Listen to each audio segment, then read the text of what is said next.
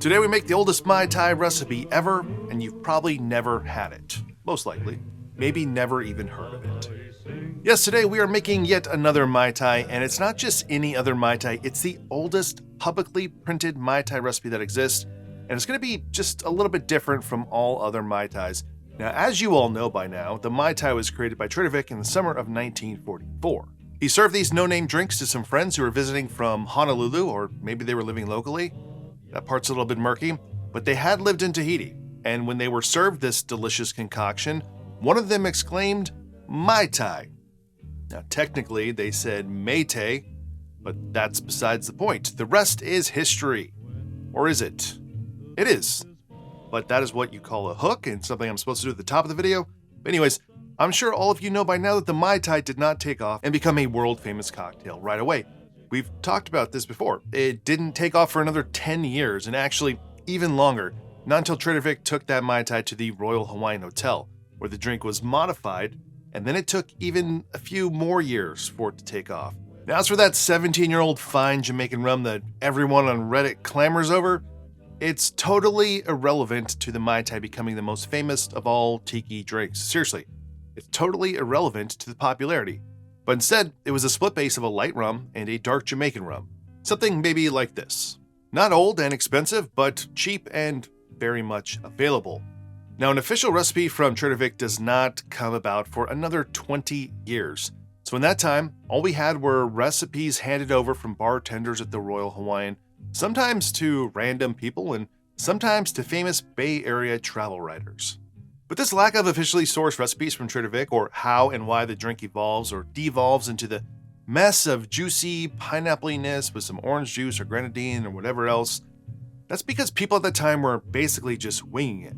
Make me a Mai Tai, good sir, and if you were one of those good sirs, you would just have to guess. So that's how we got here, to the Mai Tai that are not that much like the original. But the official Trader Vic recipe was not the first recipe to make its way into print. The first one is pretty close to the original, but one pretty big difference, which we'll get to. The first printed recipe for the Mai Tai did not show up in Hawaii or Oakland or anywhere else that you would guess, but instead it comes from the Commercial Appeal in Memphis, June 15, 1958. The recipe was shared with the newspaper by Leone Siedman, who had just returned from Hawaii after a 3-week vacation. She stayed for a few days at the all-new Kaiser Hawaiian Village, but spent most of her vacation at the Royal Hawaiian, where she was able to bring back a taste of Hawaii for everyone in Memphis. While in Hawaii, Mrs. Siedman ran into several of her friends from back home, and just the act of having your vacation shared in a local newspaper makes me think that she was quite a socialite. Her husband was a Memphis attorney and writer who also just really liked Memphis. And I know this because he wrote a book called A Man Who Likes Memphis. Now, come on now, who out there is providing you with more useless cocktail research than stuff like this? Nobody. Now, if anyone has a copy of that book, let me know. Maybe there's a long-lost Mai Tai recipe deep in those pages. Now, the Commercial Appeal Mai Tai is mainly separated from others by the use of lots of lemon juice and some lime. And Mrs. Siedman said that the recipe was given her by a bartender at the Royal Hawaiian who even drew it on a napkin. Lots of lemon juice and lime juice. Well, she may have stumbled upon the most Trader Vic Mai Tai that has ever existed. Some of you probably get that. Now, before we make and drink the oldest Mai Tai, I'll be serving this in my newest Make and Drink glass, which is now available. And if you buy it during the month of May 2026, you can get a discounted price before I increase the prices. Oh, and if you're part of the Make and Drink Patreon, you get an additional discount, which, that's pretty cool. So why don't we jump into this recipe and then more about the glass and the drink as we drink it. I'm going to start with 1 ounce of lemon juice.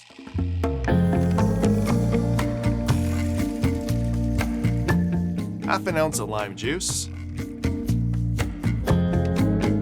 1/3 an ounce of rock candy syrup. That's a 2-to-1 rich simple syrup.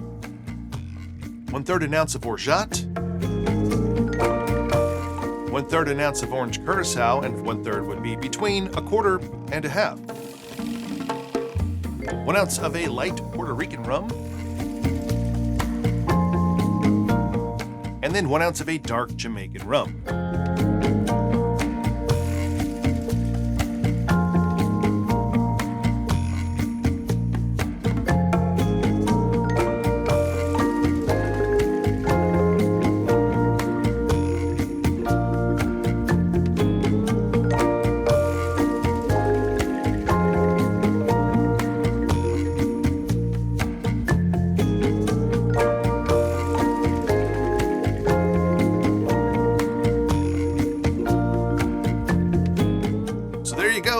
Mai Tai recipe printed in the Commercial Appeal, which happens to be the oldest Mai Tai recipe in print. All right, this is my first time having this Mai Tai, so let's try it. Cheers. Strangely, I don't find that too tart, and it's actually like delicious. I think that split base of rums, you're just totally relying on the dark rum. In this case, I use Karuba, and the light rum's not doing anything. So those island Mai Tais can feel a little flat sometimes, but I think having the extra component of lemon juice, it just brightens it up so much more without it losing the rum character. And I enjoy that clean lemon flavor as opposed to just the lime.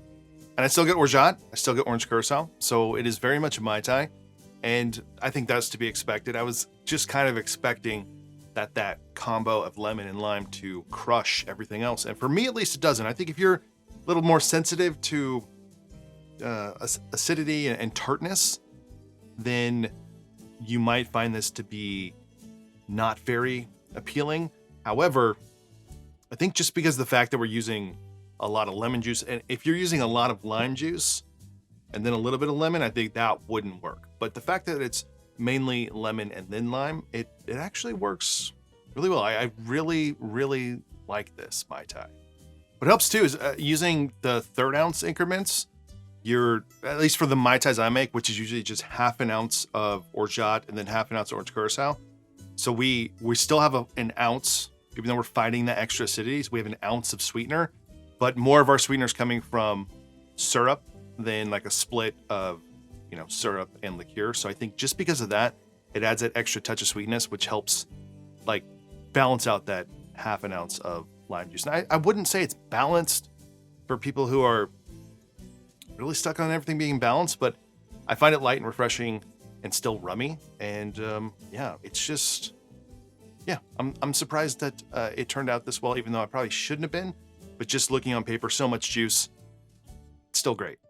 All right, a new Make and Drink glass is available right now and kind of on sale. The price you see on the website is the intro price, and prices will be going up on June 1st. Turns out everything is more expensive.